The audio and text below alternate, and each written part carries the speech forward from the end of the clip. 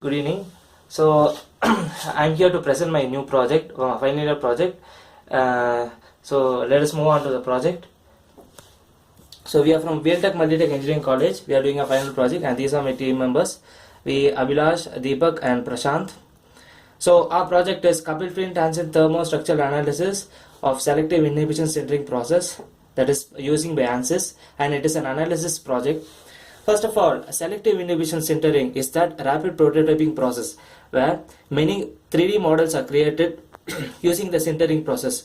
Over here what we do is the material is heated according to the melting point, that is 80% of the melting point, and the 3D models are created over where the heat is transferred gradually over the layers so that the material is melted and added by liquid material, and then again it is heated to a sinter temperature, and then the material is produced to a 3D model. Over here two materials are used. One is a polymer material and other is the inhibitor material.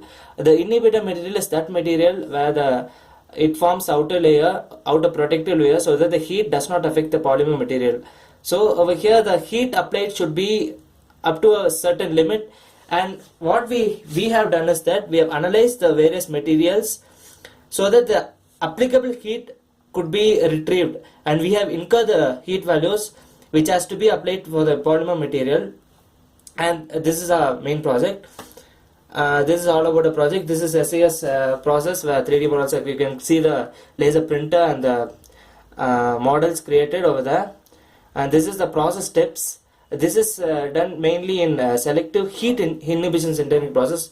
There are two types of sintering. One is laser sintering and the other one is heat sintering. This is the heat sintering process. Over here you can see the roller moving, and we have selected some 4 to 5 materials, and these materials should have some proper properties, and these are the properties. First of all, they should be non-toxic, that is they should not be poisonous, they can be used by anyone, and it should be abundant in nature. The resource should be easily available, and it should have a good finished dimensional accuracy so that it can hold the yield stress, and also the surface quality matters.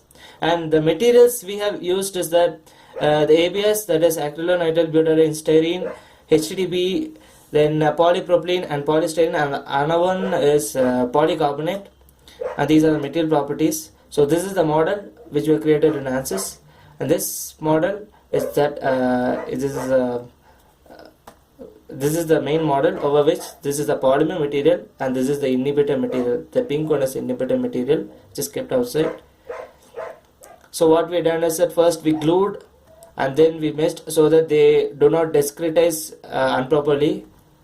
Then we have applied some boundary conditions, which is the main. Over here 3 types of heat transfer takes place: the conduction, convection and radiation. So first what we done is we apply the convection over the layers. Nextly we apply the displacement, which is caused due to the thermal expansion of the material, and nextly convection and the heat flux applied over the layers, and then the load steps.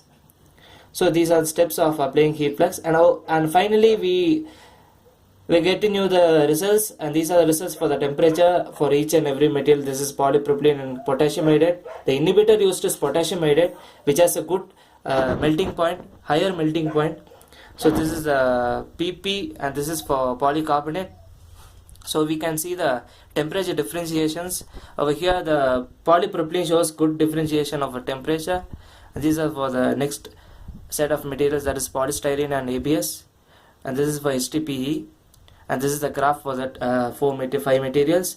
Here we can see that for for polystyrene the graph is going suddenly up due to the material properties. They do not have good a good dimensional accuracy, and for ABS this is no change. And from above which we have concluded that polypropylene has showing the good material properties. Nextly, this is for the strain. Strain occurs automatically. This is the strain graphs for each and every material, and nextly this is the graph, and this is for stress for each and every material. And finally, this is the displacement graph. Over here we can see the displacement occurring for polypropylene. It is occurring also inside, and for this only the outside material gets affected. This is the graph. And finally, this is the main conclusion brought over, which is the heat flux values which has to be applied for each and every material. And this is mainly, we incurred these values mainly because so that these values can be directly applied without wasting any time, so that the material can be easily converted to a 3D model. And these are the only polymer materials which can be used in rapid prototyping. So finally, we have analyzed the material properties and got the heat transfer values. So thank you.